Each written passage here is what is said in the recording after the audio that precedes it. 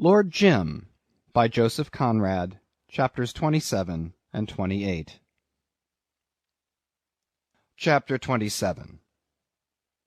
Already the legend had gifted him with supernatural powers.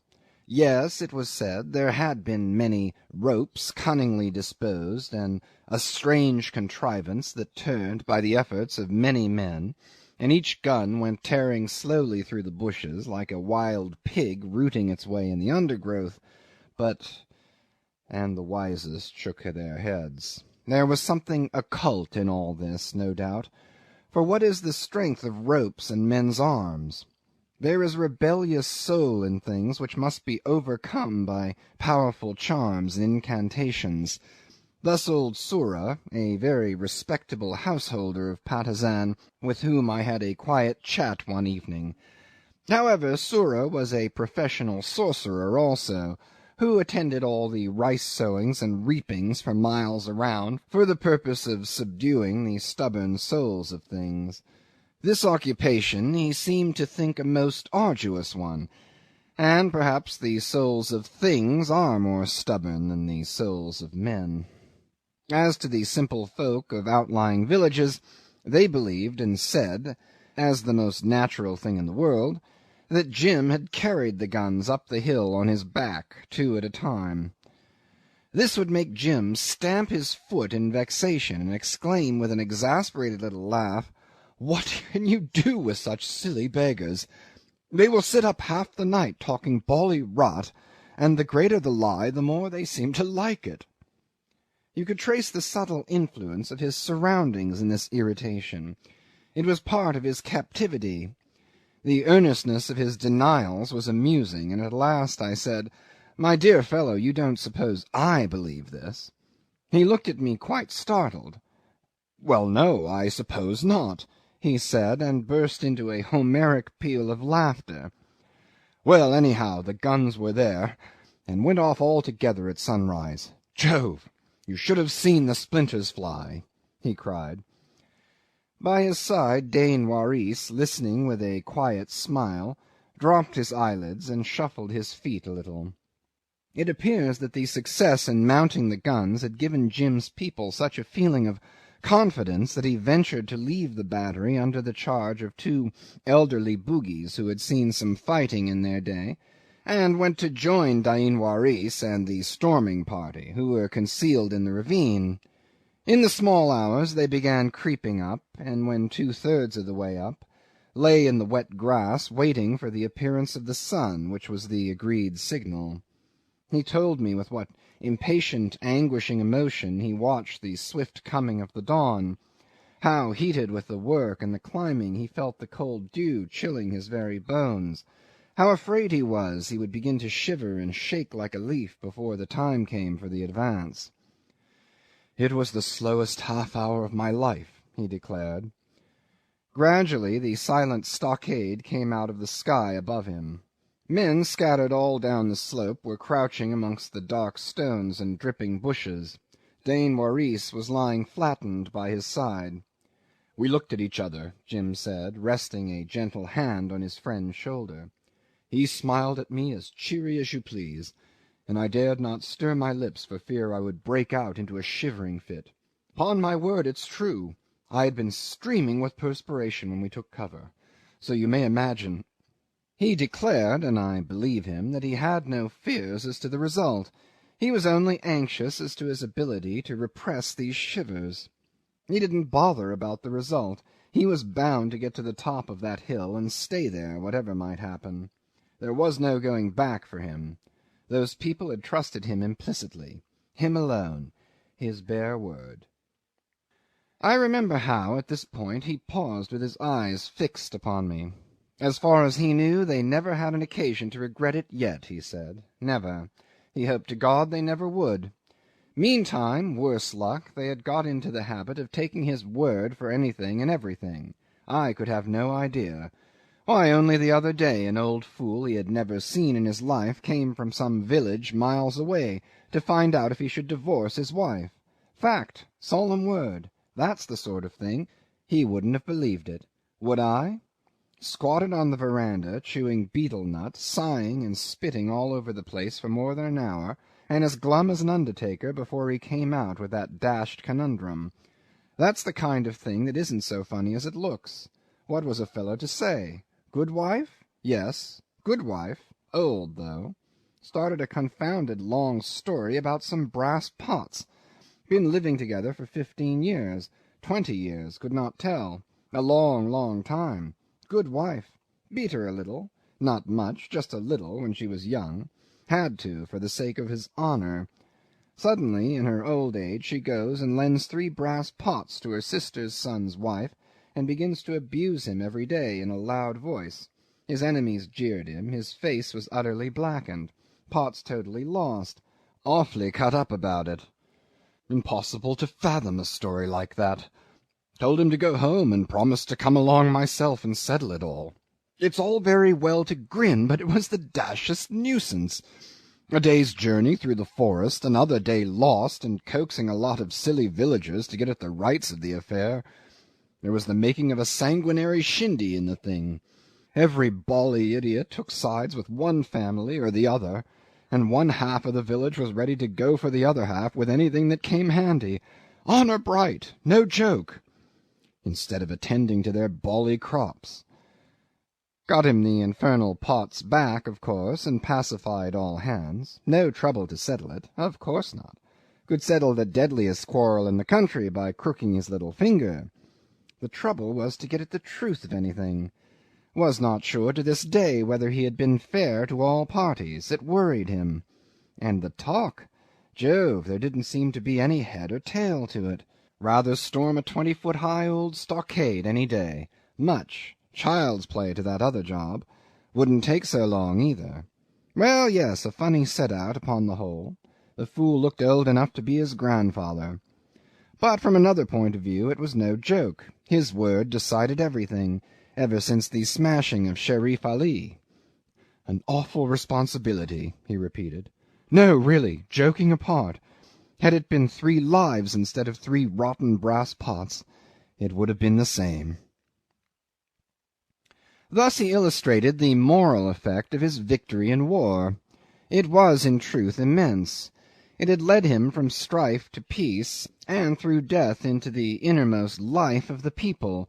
But the gloom of the land spread out under the sunshine preserved its appearance of inscrutable, of secular repose.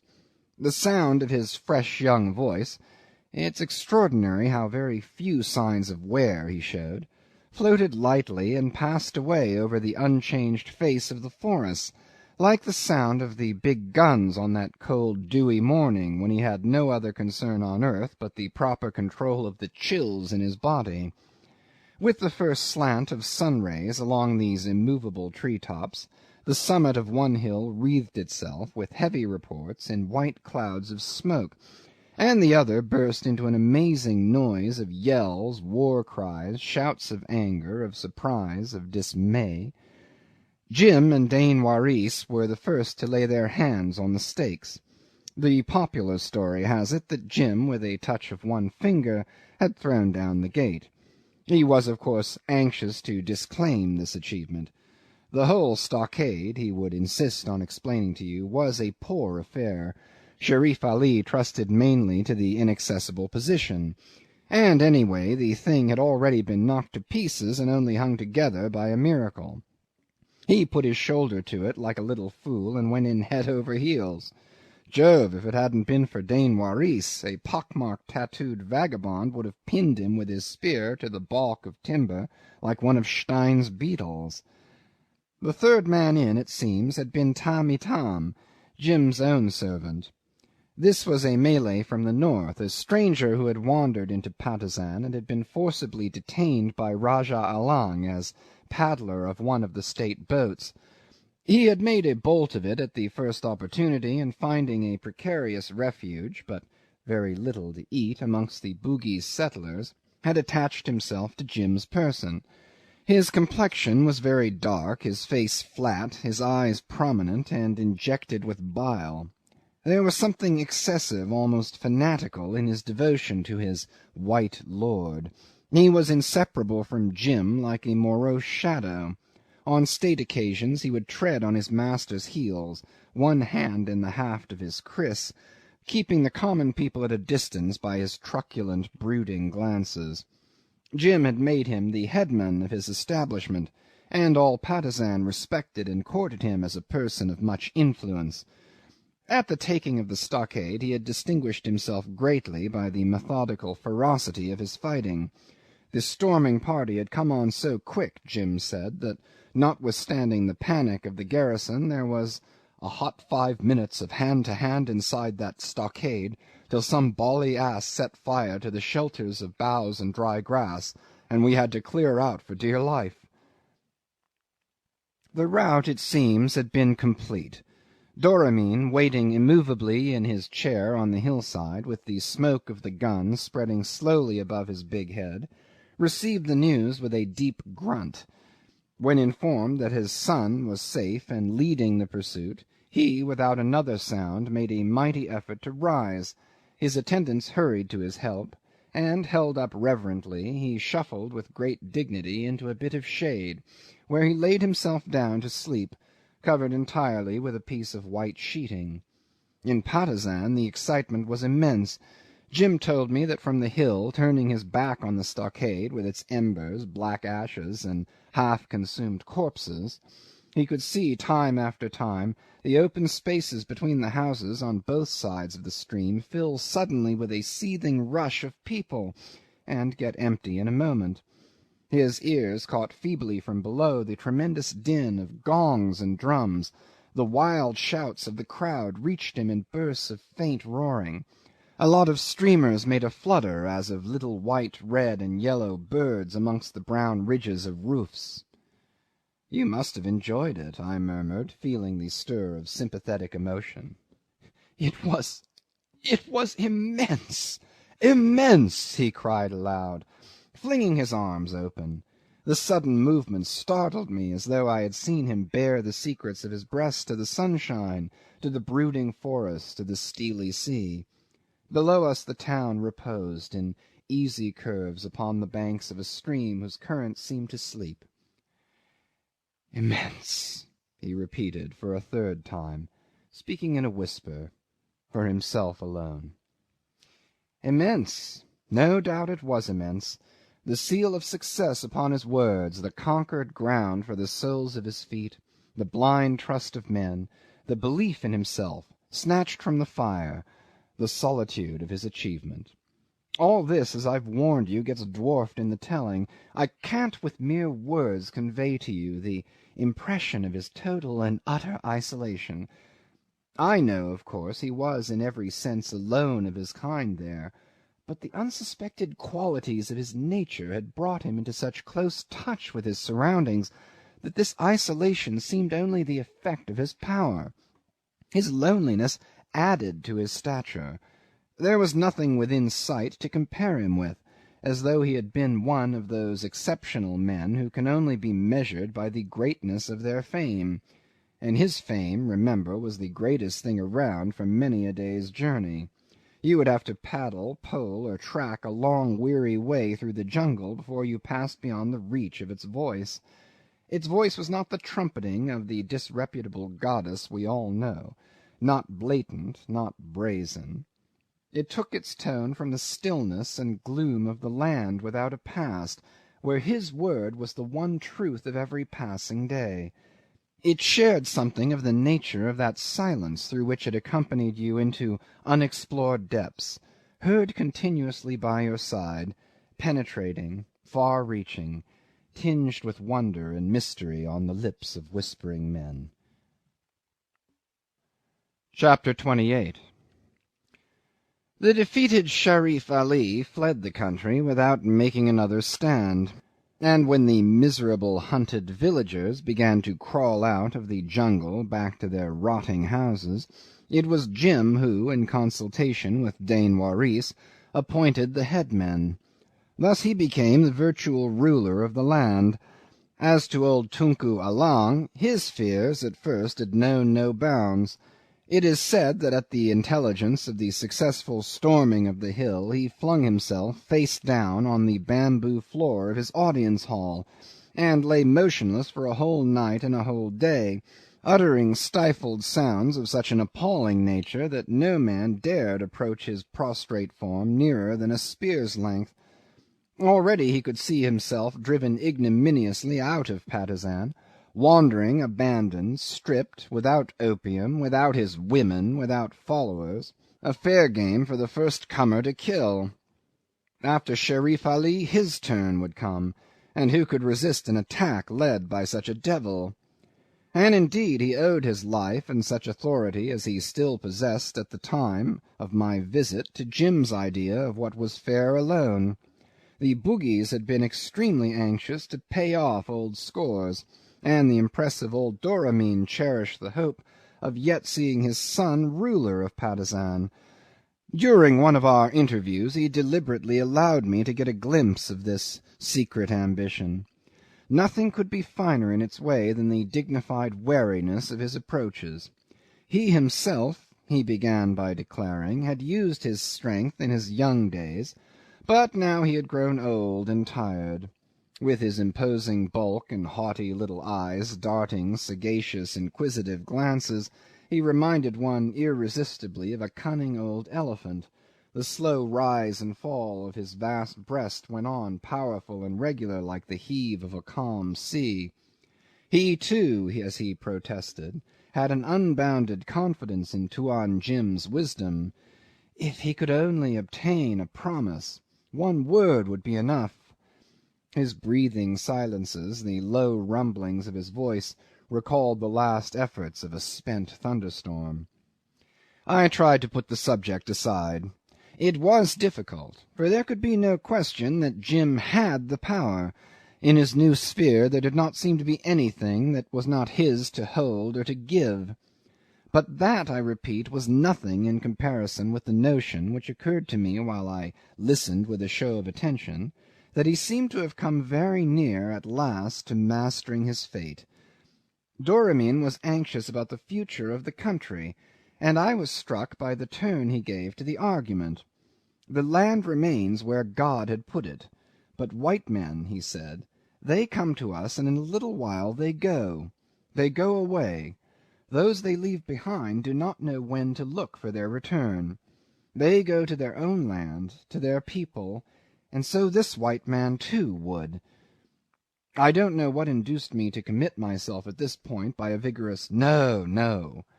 The whole extent of this indiscretion became apparent when Doramin, turning full upon me his face, whose expression, fixed in rugged deep folds, remained unalterable like a huge brown mask, said that this was good news indeed, reflectively, and then wanted to know why.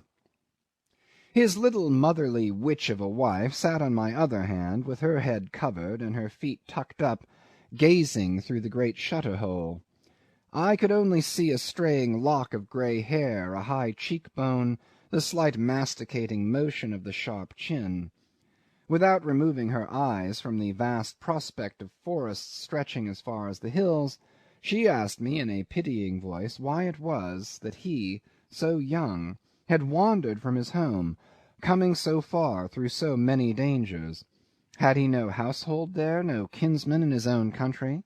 Had he no old mother who would always remember his face? I was completely unprepared for this. I could only mutter and shake my head vaguely. Afterwards, I am perfectly aware I cut a very poor figure trying to extricate myself out of this difficulty. From that moment, however, the old nakhoda became taciturn. He was not very pleased, I fear, and evidently I had given him food for thought. Strangely enough, on the evening of that very day, which was my last in Patusan, I was once more confronted with the same question, with the unanswerable why of Jim's fate. And this brings me to the story of his love. I suppose you think it is a story that you can imagine for yourselves. We have heard so many such stories, and the majority of us don't believe them to be stories of love at all. For the most part we look upon them as stories of opportunities, episodes of passion at best, or perhaps only of youth and temptation, doomed to forgetfulness in the end, even if they pass through the reality of tenderness and regret. This view mostly is right, and perhaps in this case too. Yet I don't know. To tell this story is by no means so easy as it should be, were the ordinary standpoint adequate. Apparently it is a story very much like the others. For me, however, there is visible in its background the melancholy figure of a woman, the shadow of a cruel wisdom buried in a lonely grave, looking on wistfully, helplessly, with sealed lips. The grave itself, as I came upon it during an early morning stroll, was a rather shapeless brown mound with an inlaid neat border of white lumps of coral at the base, and enclosed within a circular fence made of split saplings with the bark left on. A garland of leaves and flowers was woven about the heads of the slender posts, and the flowers were fresh. Thus, whether the shadow is of my imagination or not, I can at all events point out the significant fact of an unforgotten grave. When I tell you, besides, that Jim with his own hands had worked at the rustic fence, you will perceive directly the difference, the individual side of the story. There is in his espousal of memory and affection belonging to another human being something characteristic of his seriousness. He had a conscience, and it was a romantic conscience. Through her whole life the wife of the unspeakable Cornelius had no other companion, confidant, and friend but her daughter. How the poor woman had come to marry the awful little Malacca Portuguese, after the separation from the father of her girl, and how that separation had been brought about, whether by death, which can sometimes be merciful, or by the merciless pressure of conventions, is a mystery to me. From the little which Stein, who knew so many stories, had let drop in my hearing, I am convinced that she was no ordinary woman. Her own father had been a white, a high official, one of the brilliantly endowed men who are not dull enough to nurse a success, and whose careers so often end under a cloud. I suppose she too must have lacked the saving dullness, and her career ended in Patusan. Our common fate. For where is the man, I mean a real sentient man, who does not remember vaguely having been deserted in the fullness of possession by some one or something more precious than life? Our common fate fastens upon the women with a particular cruelty. It does not punish like a master, but inflicts lingering torment as if to gratify a secret, unappeasable spite. One would think that, appointed to rule the earth, it seeks to revenge itself upon the beings that come nearest to rising above the trammels of earthly caution, for it is only women who manage to put at times into their love an element just palpable enough to give one a fright, an extraterrestrial touch. I ask myself with wonder how the world can look to them, whether it has the shape and substance we know, the air we breathe. Sometimes I fancy it must be a region of unreasonable sublimities, seething with the excitement of their adventurous souls, lighted by the glory of all possible risks and renunciations. However, I suspect there are very few women in the world, though of course I am aware of the multitudes of mankind and of the equality of sexes, in point of numbers, that is.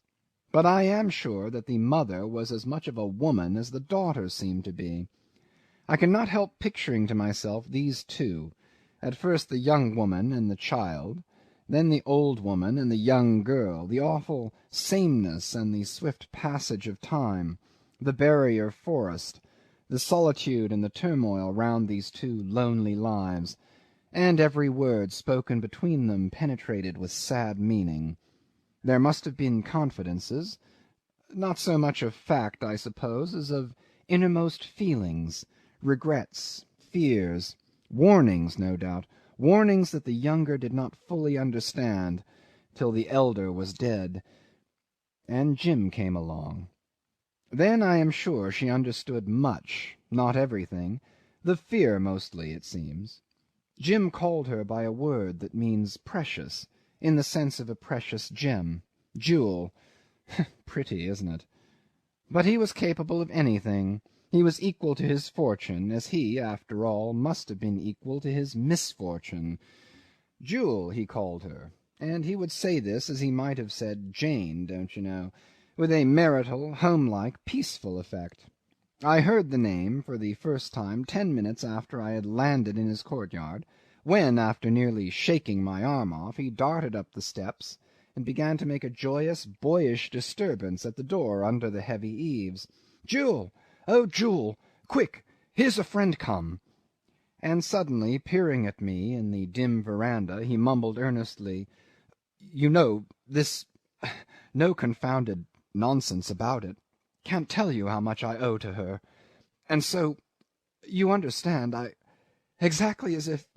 His hurried, anxious whispers were cut short by the flitting of a white form within the house, a faint exclamation, and a childlike but energetic little face with delicate features, and a profound, attentive glance, peeped out of the inner gloom, like a bird out of the recess of a nest.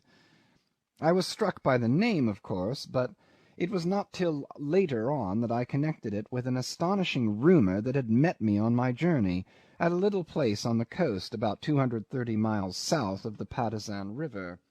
Stein's schooner, in which I had my passage, put in there to collect some produce, and going ashore I found to my great surprise that the wretched locality could boast of a third-class deputy assistant resident, a big, fat, greasy, blinking fellow of mixed descent, with turned-out, shiny lips. I found him lying extended on his back in a cane chair, odiously unbuttoned, with a large green leaf of some sort on top of his steaming head, and another in his hand which he used lazily as a fan. Going to Patusan? Oh, yes, Stein's Trading Company. He knew. Had a permission. No business of his. It was not so bad there now, he remarked negligently, and he went on drawling. There's some sort of white vagabond has got in there, I hear. Eh? What you say? Friend of yours? So? Ah, then it was true. There was one of these verdammte... What was he up to? Found his way in, the rascal, eh? I had not been sure. Patusan. They cut throats there. No business of ours. He interrupted himself to groan. Phew! Almighty! The heat! The heat! Well, then, there might be something in the story, too, after all, and... He shut one of his beastly, glassy eyes. The eyelid went on quivering, while he leered at me atrociously with the other. Look here, says he mysteriously, if, do you understand, if he has really got hold of something very good, none of your bits of green glass, understand, I am a government official. You tell the rascal, eh? What? Friend of yours? He continued wallowing calmly in the chair. You said so. That's just it. And I am pleased to give you the hint. I suppose you, too, would like to get something out of it. Don't interrupt. You just tell him I've heard the tale, but to my government I have made no report. Not yet, see? But I make a report. Eh? Tell him to come to me, if they let him get alive out of the country. He had better look out for himself, eh? I promise to ask no questions. On the quiet. You understand? You too. You shall get something from me. Small commission for the trouble. Don't interrupt. I am a government official, and make no report. That's business. Understand? I know some good people that will buy anything worth having, and can give him more money than the scoundrel ever saw in his life. I know his sort. He fixed me steadfastly with both his eyes open, while I stood over him utterly amazed, and asking myself whether he was mad or drunk. He perspired, puffed, moaning feebly, and scratching himself with such horrible composure that I could not bear the sight long enough to find out.